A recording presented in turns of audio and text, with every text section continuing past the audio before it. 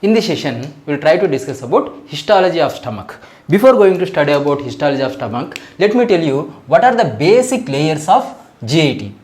Here, from inside to outside, you can see 4 layers. What are those?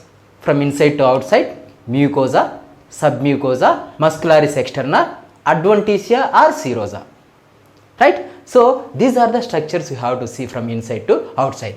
Now, I am taking the cut section of GIT of one part and I will try to draw schematic view so that you can understand what are the different layers which are present in the GIT. Then we will discuss about stomach in detail.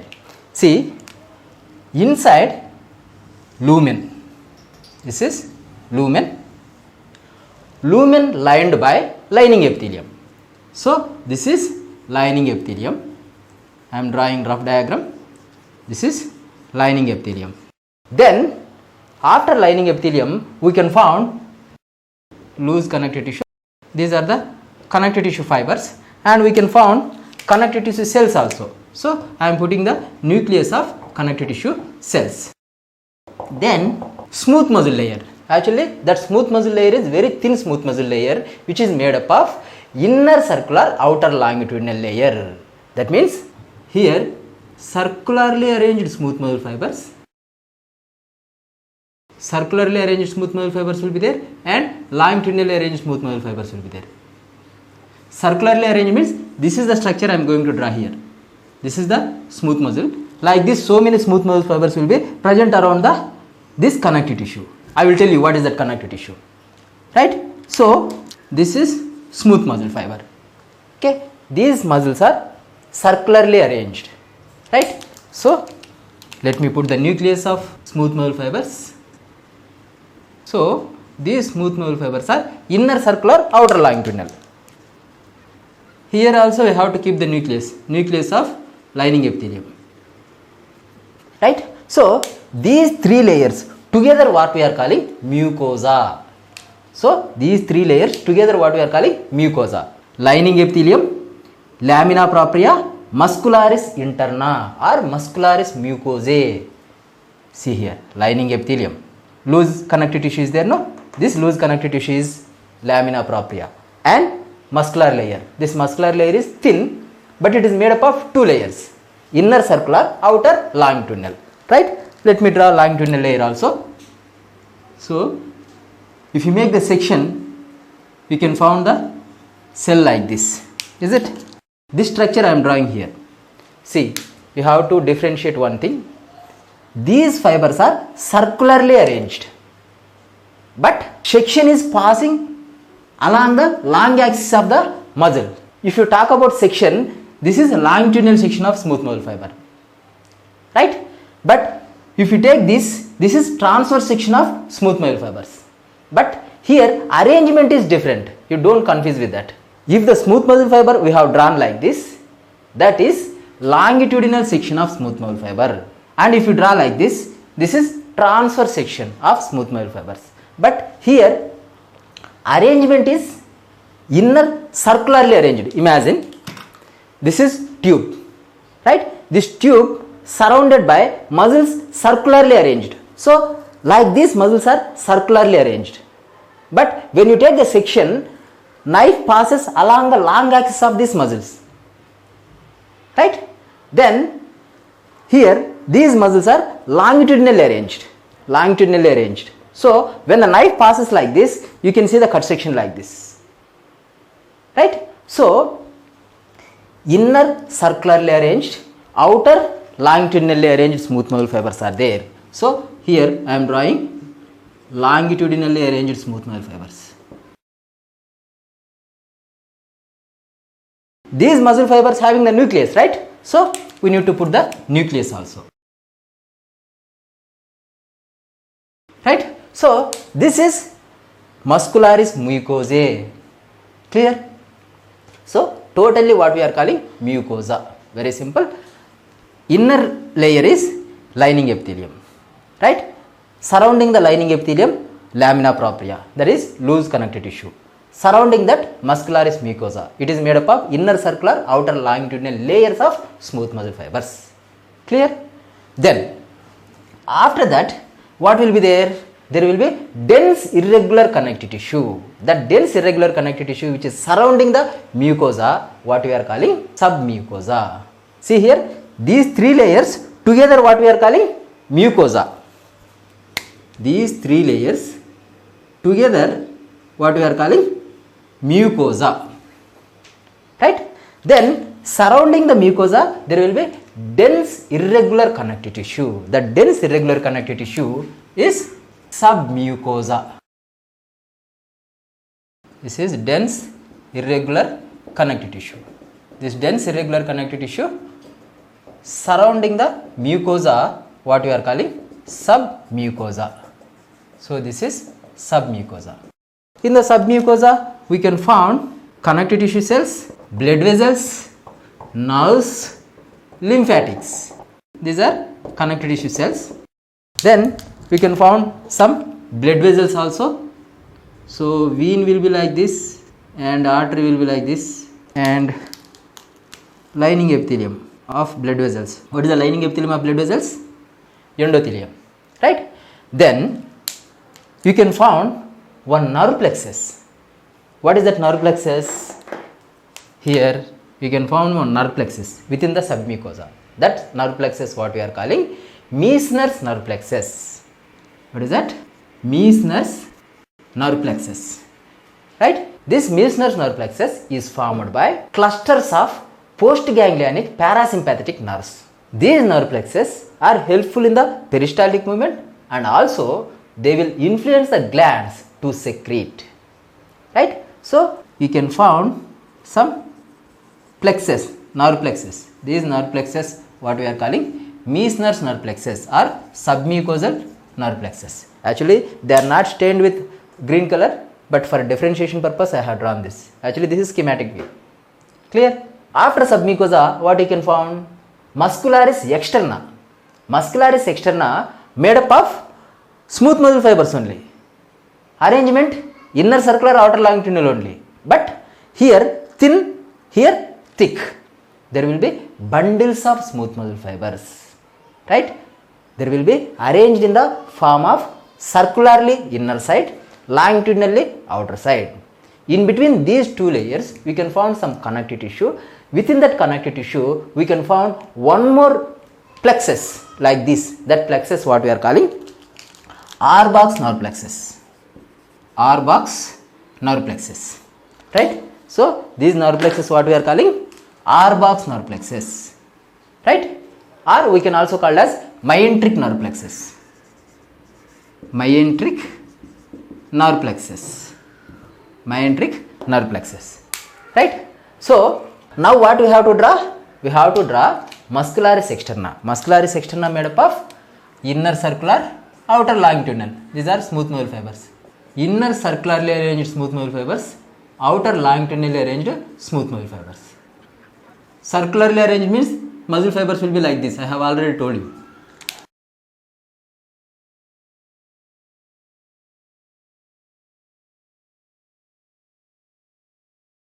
So these are inner circularly arranged smooth muscle fibers. So what we have to keep for them? We have to keep the nucleus for each cell, right? I am drawing roughly. These are inner circularly arranged smooth muscle fibers. Then next to that what we have to draw? Outer longitudinally arranged smooth muscle fibers. So cells will be like this, right? With nucleus, right? Those things I am drawing here. Clear? See, these are arranged like bundles. So these are outer longitudinally arranged smooth muscle fibers. Then let me keep the nucleus for all. So this is outer longitudinally arranged smooth muscle fibers. Then in between the inner circular fibers and outer longitudinal fibers, I already told you R-box nerve plexus will be present. This is the muscularis externa. See, we have completed 1, 2, 3 layers. What is this layer? Mucosa. Mucosa made up of lining epithelium, lamina propria, muscularis, mucosa. These 3 layers together what we are calling mucosa. Then this layer is submucosa. Submucosa made up of dense irregular connective tissue. Then what is this layer? Muscularis externa. Muscularis externa made up of smooth muscle fibers only, but they are arranged different manner. Inner fibers are arranged circularly, outer fibers are arranged longitudinally. Clear? Then outermost layer is serosa or adventitia. Why we are calling this serosa or adventitia? Actually outer layer made up of connective tissue only. If that connective tissue covered by peritoneum, that is serosa. If it is not covered by peritoneum, that is adventitia. Right? So some organs totally covered by peritoneum. So if you take any part of that particular organ, you will get serosa only. But some organs will not cover totally by peritoneum, like anterior part of the duodenum and descending colon, ascending colon. Right? Those areas only anteriorly and laterally only covered by peritoneum. Right? In that particular organs, if you take the section and if you observe, only anterior part you can see the serosa, posterior part you cannot see the covering of peritoneum. Right? Only you can see the connective tissue. Right? If you see only connective tissue without peritoneal covering, that is adventitia. So here we will try to see what is adventitia and what is serosa. See, this outer layer is made up of connective tissue. This connective tissue contains all connective tissue components. So muscularis externa covered by adventitia. If this layer covered by peritoneum, if it is covered by peritoneum, this part is serosa because peritoneum is covering. So how will you come to know whether peritoneum is covering or not?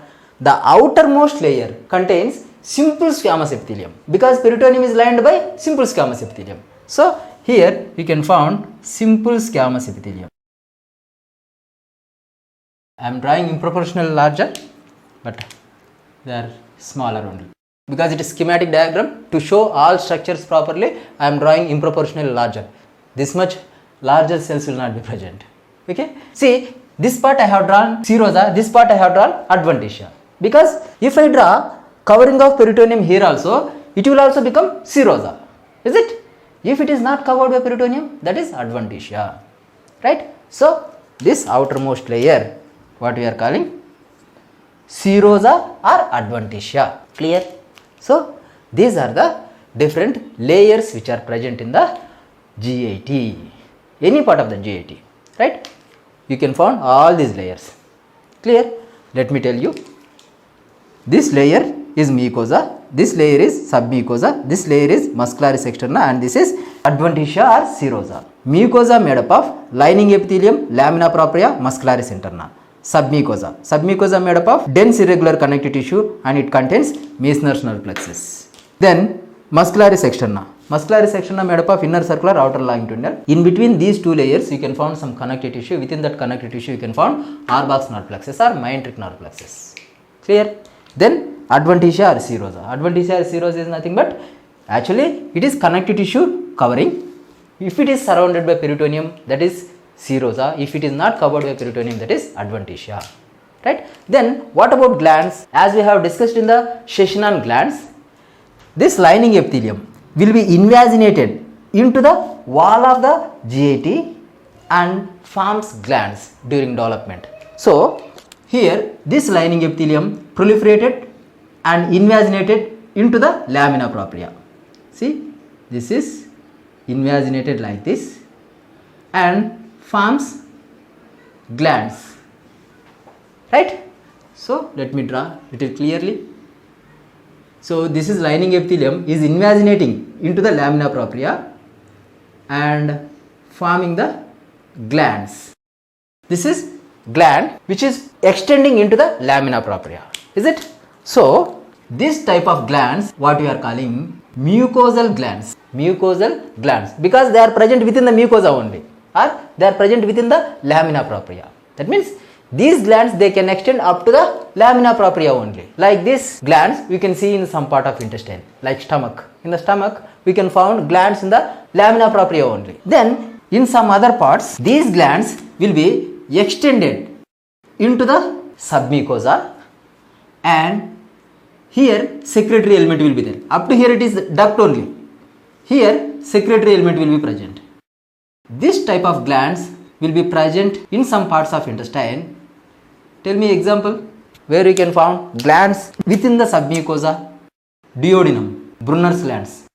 These are the glands which are present in the submucosa. That means lining epithelium invaginated up to the submucosa where it forms the secretory elements. So these are what? Submucosal glands.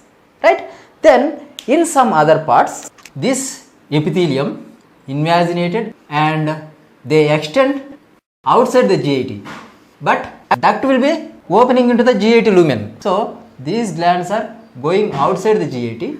Here they forms the glands. Tell me example for it.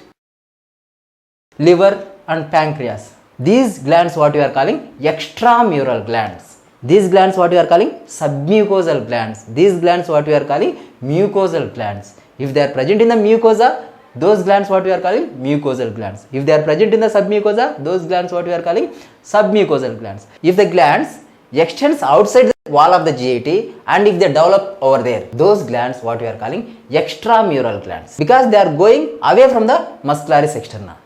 Right? So these glands what we are calling extramural glands. Right?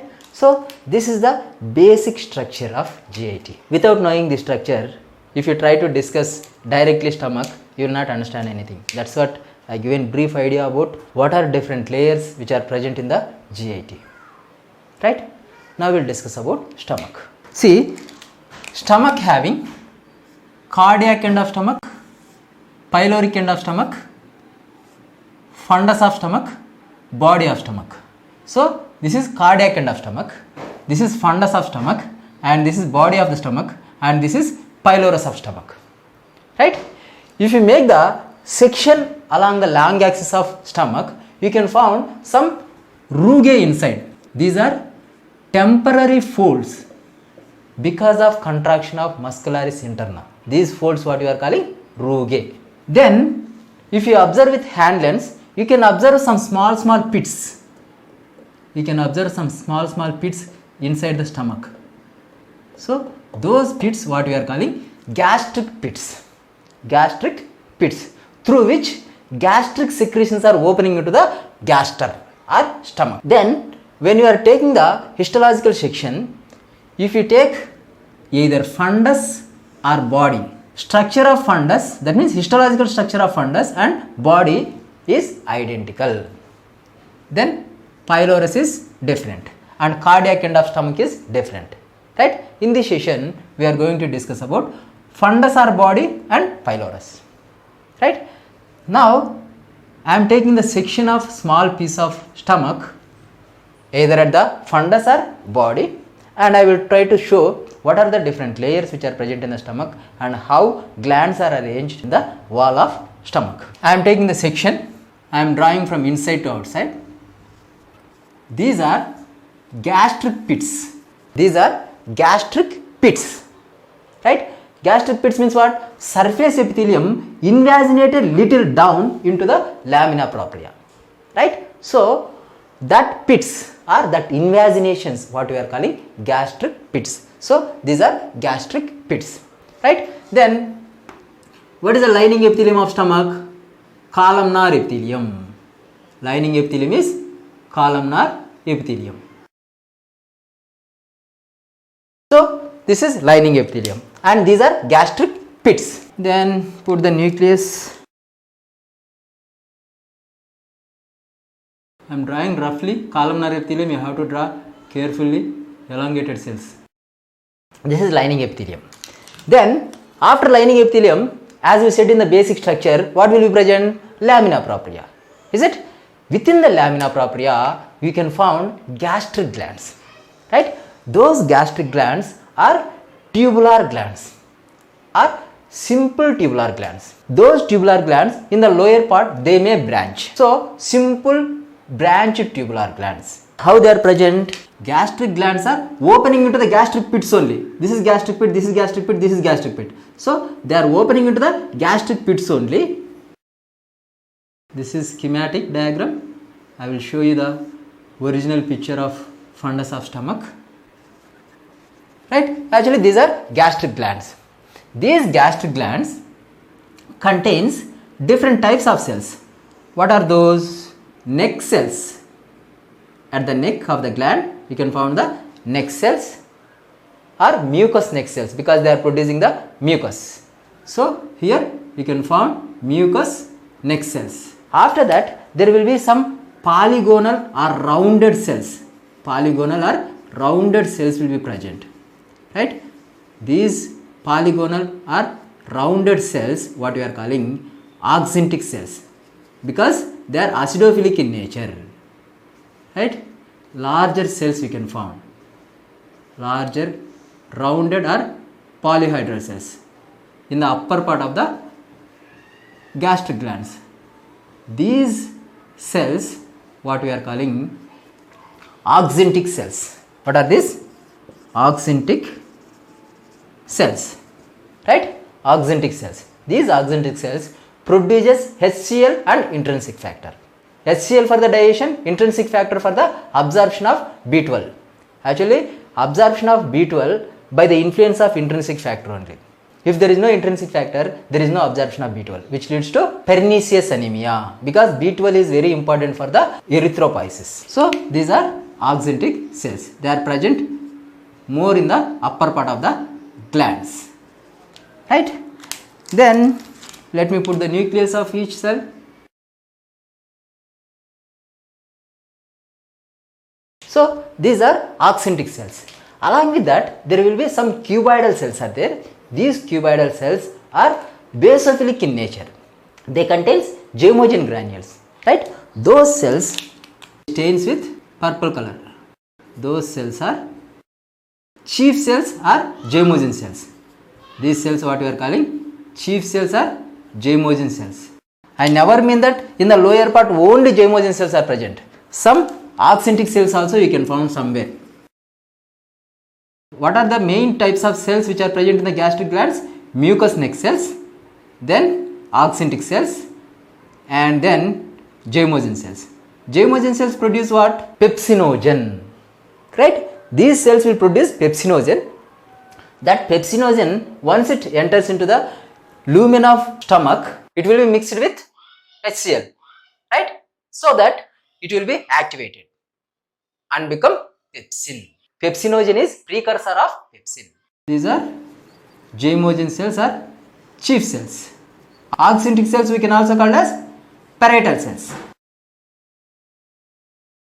We can find some oxyntic cells also in the lower part. Since they are branched in the lower part, we can see some acini-like structures also, because we can see some cut sections of these glands, right? So that you can observe structure like this.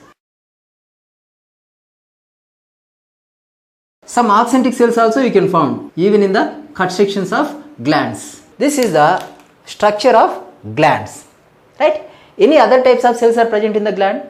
Yes, there will be some cells will be present in the basal part.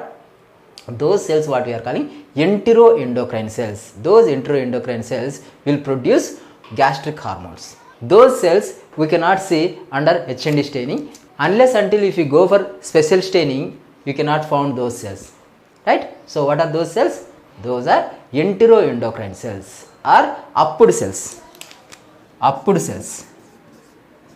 Amino precursor, uptake and decarboxylase cells, right? So those cells also present in the gastric glands. Clear? Mainly mucous neck cells, oxyntic cells or parietal cells, chief cells are zymogen cells, then enteroendocrine cells are upped cells. Total lamina propria packed with these glands. Actually I have given this much space because I wanted to show each cell differently, but in the in situ you cannot find this much gap in between. These glands are fully packed within the lamina propria. So this is about gastric glands. They are present within the lamina propria. Because of huge amount of glands are located within the lamina propria, we can find very scanty connective tissue. That means very little amount of connective tissue you can find. At the basal part of lamina propria, you can find some diffused lymphocytes, or you can see some lymphatic follicles also like this. These are diffused lymphocytes, or they may form like a follicle. That is about lamina propria. After lamina propria, what you can found? You can found inner circular smooth muscle fibers, outer longitudinal smooth muscle fibers. What is this layer? Muscularis interna. This is inner circular layer, and this is outer longitudinal layer. So this is inner circular, outer longitudinal layer. So total it is muscularis mucosa. Right? From the muscularis mucosa, some strands of smooth muscle fibers extends through the lamina propria towards the surface epithelium. So some strands of smooth muscle fibers extending towards the surface epithelium. So these are strands of smooth muscle fibers extending through the lamina propria. Clear? So that is about total mucosa. Lining epithelium, lamina propria. Lamina propria contains what? Gastric glands. Right? Then muscularis interna. Clear? Muscularis interna contains inner circular, outer longitudinal fibers. After muscularis interna, what you can found? Submucosa. So here submucosa made up of dense irregular connective tissue. It doesn't have any glands. It contains nerve plexus. What is that nerve plexus? Submucosal nerve plexus or Meissner's nerve plexus. These are nuclei of connective tissue cells, and we can draw some blood vessels also. Then we can found some plexus. What is this plexus? Nerve plexus. Which nerve plexus is this? Meissner's nerve plexus. Meissner's nerve plexus. This is only about submucosa. Right? After submucosa, we can find muscularis externa. Muscularis externa made up of 3 layers actually here. Inner oblique, middle circular, outer longitudinal. Obliquely arranged smooth muscle fibers. This is one bundle of obliquely arranged smooth muscle fiber, and this is another bundle of obliquely arranged smooth muscle fibers. So what is this layer? Inner obliquely arranged. Next one is circularly arranged. Circularly arranged smooth muscle fibers. I am drawing roughly. So these are middle circularly arranged smooth muscle fibers. Then next to it, outer longitudinal. These are outer longitudinally arranged smooth muscle fibers.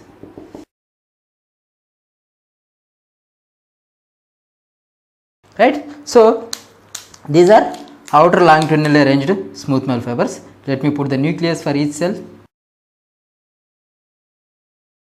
So this is inner oblique, middle circular, outer longitudinal. So totally what is this layer? This total layer is muscularis externa. Right? So in between these layers we can find some connective tissue. You can see some connective tissue. Within the connective tissue, in between the circularly arranged smooth muscle fibers and longitudinally arranged smooth muscle fibers, we can find some nerve plexus. So what is that nerve plexus called? Myenteric nerve plexus or Auerbach's nerve plexus. Then what is outermost layer? Outermost layer is, tell me what is this? Whether stomach is covered by peritoneum or not? Yes, both sides covered by peritoneum. So it is serosa.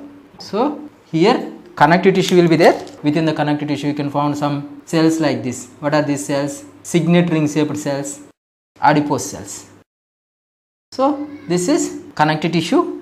Then this connective tissue covered by what? Peritoneum. So what you have to draw here? Mesothelium. Is it or not? Mesothelium is nothing but lining epithelium of cavities. Peritoneal cavity, pleural cavity, pericardial cavity. So this is the total structure of either body or fundus. Now we will discuss about pylorus. This part we will take. We will take this part and we will try to see microscopic structure over there. See, here also we can find gastric pits. See, here also gastric pits, here also gastric pits. But these pits are deep. These pits are deeper than the pits which are present in the fundus and body of the stomach. These are deep pits. But in case of fundus and body, shallow pits. I am drawing roughly. This is nuclei of epithelium. These are gastric pits. Into these gastric pits, gastric glands will be opening, but those gastric glands not having this type of arrangement. Glands which are present in the pylorus are pyloric glands. Those glands secrete mucus. So here we can found mucus secreting glands. Here we can found mucus secreting glands.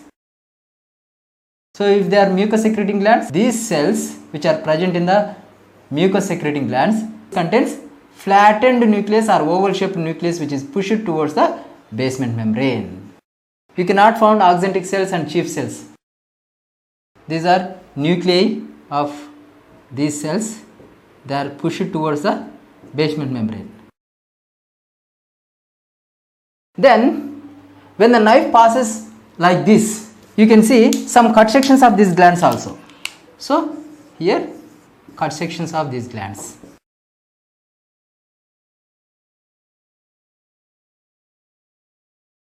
So what are these glands? These glands are mucus secreting glands. They are present in the pylorus. So these glands what we are calling pyloric glands. So these are pyloric glands. Of course you can find some lymphatic aggregation also. If you want to draw, you can draw. So these are lymphatic follicles. Then muscularis interna. This is muscularis interna, made up of inner circular, outer longitudinal. Then after muscularis interna, what is there? What is this? Submucosa. So here submucosa.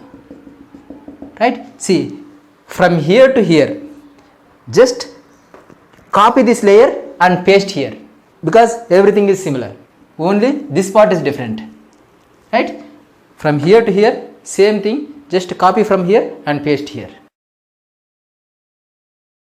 Next, inner oblique, middle circular, outer longitudinal. Then circular layer. This is circular layer and nucleus of these smooth muscle fibers. Then outer longitudinal layer and smooth muscle fibers. Right? So this is inner circular, outer longitudinal. So in between connective tissue will be there. Along with that, Harbach's nerve plexus or myenteric nerve plexus also will be present. Then outermost layer is tunica adventitia. So we can found some connective tissue. Along with that, connective tissue cells and adipose cells also you can found, because it is covered by peritoneum. Peritoneum contains fat. Then it is covered by peritoneum. So what is this? This is mesothelium.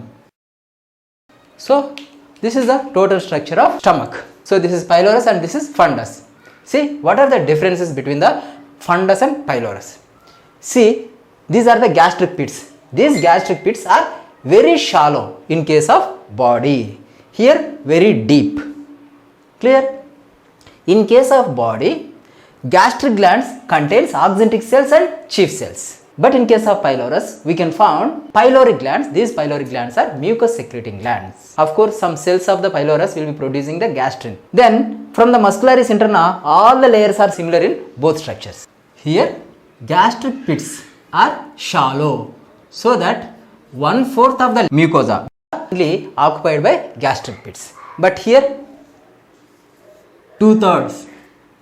Okay, only 1/3 pyloric glands will be present. Now we will see microscopic structure of fundus and pylorus. Now we will revise the structures what we have seen just now. See, this is the wall of GIT. This is the lumen of GIT. In the wall of GIT, we can found from inside to outside mucosa, submucosa, muscularis externa, serosa or adventitia. Here, this is mucosa, right? Or mucous membrane. This mucous membrane having from inside to outside lining epithelium, lamina propria, muscularis interna, right? Then what is this next layer? Submucosa. And what is this? Muscularis externa. Muscularis externa, inner circular layer and outer longitudinal layer. Then what is this? This is adventitia. If it is covered by peritoneum, then it becomes serosa, right? See here, within the lamina propria, we can see some glands. See, these glands are extended into the lamina propria and they are developed here only. So these glands what we are calling mucosal glands, and some glands they are extending into the submucosa and they developed here, and they are pouring the secretions into the lumen through the duct, right? Then some other glands will be there, they go away from the wall and they grow outside the wall of the GIT, right? Those glands what we are calling extramural glands, right? So this is the basic structure, right? So this is mucosa, this is submucosa. Here within the submucosa you can see the blood vessels, nerve plexus, lymphatics, right? And this is adventitia. Adventitia also contains almost same structures which are present in the connective tissue, right? Then see here again lining epithelium, and here you can found lamina propria, muscularis interna, then submucosa. See here submucosa contains submucosal plexus. This submucosal plexus we can also call as Meissner's plexus. Then what is this? This is muscularis externa. Muscularis externa contains inner circular layer and outer longitudinal layer. In between these two layers we can found nerve plexus. What are these nerve plexus? Myenteric nerve plexus. Actually in between these two layers we can found some connective tissue. Within that connective tissue we can found these myenteric nerve plexus. Then adventitia or serosa. Clear? So these are the different layers and nerve plexus which are present in the wall of GIT. If you take stomach, see this is cardiac end of stomach, this is fundus of stomach, this is body of stomach, and this is pylorus of stomach. If you take the section at the level of cardiac end of stomach, here we can found some glands which are present within the lamina propria. Those glands what we are calling cardiac glands, right? These glands also secretes mucus, right? And here this is pylorus. Pylorus contains pyloric glands. These glands also secretes mucus. Then what is the difference between this one and this one? There will be deep pits in case of pylorus. Here very short or very shallow pits will be present in the cardiac end of stomach, right? Remaining structure almost will be similar, but in this session we are going to concentrate more on fundus and pylorus. This is the fundus or body of stomach. See, this is lining epithelium and these are gastric pits. See, these are gastric pits. Into the gastric pits, these glands, what are these glands? Gastric glands are opening, right? Gastric glands mainly contains, see these dark pink color structures. What are these? These are axanthic cells or parietal cells. Then here below purple color cells are there, right? These cells what we are calling chief cells or zymosin cells. Clear? So these are gastric glands which are present within the lamina propria. Actually we can found very little or very scanty amount of connective tissue within the lamina propria because the total lamina propria is packed with gastric glands. After gastric glands, what we can found here? See, this is muscularis interna. Clear? Of course here we can found some lymphatic follicles within the lamina propria. Clear? Then what is this? Next to the muscularis interna, this is submucosa. Submucosa contains blood vessels, lymphatics, nerve plexus, right? So all these structures will be present in the submucosa. Then what is this? Muscularis externa. Muscularis externa contains inner oblique, middle circular, outer longitudinal. Clear? Then what is this structure? Outermost layer. Here connective tissue is there. Over the connective tissue we can found lining of peritoneum. See this line. This is lining of peritoneum. So outer layer of stomach is serosa, right? We have discussed why we are calling serosa, why we are calling adventitia. Then if you go for little high magnification, see this is lining epithelium. These are gastric glands. Gastric glands contains parietal cells here and here chief cells, and here mucous neck cells at the neck of the gland, right? And at the basal part you can see the cut section of these glands. Here zymosin cells are there, along with that few parietal cells also there. These cells, these are parietal cells, these are zymosin cells, right? See some strands of smooth muscle fibers from the muscularis interna extending upwards towards the surface. After lamina propria, what is this? Muscularis interna, then submucosa. Of course after submucosa, muscularis externa, then serosa, right? See glands one more time. these are the pits, gastric pits, right? Usually in case of body and fundus, gastric pits are very shallow. It will be present only in the upper 1/4 of the mucosa, right? See here, this is gastric pit, and these cells are gastric neck cells, right? And what are these cells? Parietal cells, right? These parietal cells secretes what? Hydrochloric acid and intrinsic factor. Then what are these cells? These cells are chief cells. They secretes pepsinogen. These are the cells which are present in the gastric glands. Then what is this layer? Muscularis interna, then submucosa, then muscularis externa. Here muscularis externa having 3 layers: inner oblique, middle circular, outer longitudinal. Then peritoneum is covering. That's what this layer what we are calling serosa. See here, this is still more high magnification, lining epithelium. These are axanthic cells or parietal cells, right? They secrete HCl and intrinsic factor. Intrinsic factor is very important for the absorption of B12. If there is deficiency of intrinsic factor, there is no proper absorption of B12, which leads to pernicious anemia, because B12 is very important for the formation of RBCs. That means B12 is very important for erythropoiesis. Clear? Then these purple color cells are there, no? These purple color cells are chief cells or zymogen cells. They secretes pepsinogen. Once the pepsinogen enters into lumen of stomach, it will mix with HCl and it become active. That means it becomes pepsin. What pepsin will do? Pepsin break down the proteins into small peptides, right? So this is the microscopic view. See here, small pits are there. These pits are gastric pits, right? See here, larger cells are there. These larger cells what we are calling parietal cells. See, these larger cells what we are calling parietal cells, right? In the lower part, see here, these are chief cells or zymogen cells. Then here muscularis mucosa, after that submucosa. Clear? So see here, this is lining epithelium. These are gastric pits, and these cells are parietal cells, right? And these cells are chief cells. Clear? Of course, here mucous neck cells will be there, and in the basal part you can find enteroendocrine cells. Those enteroendocrine cells will secrete the gastric hormones. See here, one more picture. These are the gastric pits. These are gastric glands. See, these gastric glands are very tightly packed within the lamina propria. You can observe some larger cells here, okay, pink stained.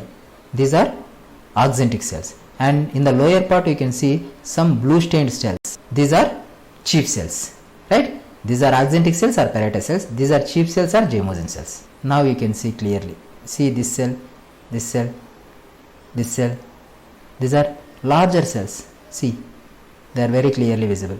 These cells are axanthic cells, right? See, these are axanthic cells. Then if you want to see chief cells, these are chief cells. See, they are purple color staining because they are basophilic in nature. But what about these cells? These are acidophilic in nature, right? See, these are larger cells. These are acidophilic in nature. These cells are axanthic cells. These cells are chief cells. See, same thing. These are chief cells. These are axanthic cells. Then pylorus. See, in case of pylorus, gastric pits are very deep, and the glands are mucus secreting pylorus glands. See, these are mucus secreting pylorus glands, right? And they are present within the lamina propria only. These gastric pits are very deep. They extend upper 2/3 of the mucosa, right? Then in the lower 1/3, what will be present? These glands. What are these glands? Pyloric glands, right? Then you can see some lymphatic aggregation. Then muscularis interna, right? After that submucosa will be there. Remaining layers are similar with the body and fundus, right? See here, this is original picture. These are gastric pits. See, these are gastric pits, and these are pyloric glands. See here, these are pyloric glands. Then muscularis interna will be present here. Then submucosa, muscularis externa. Clear?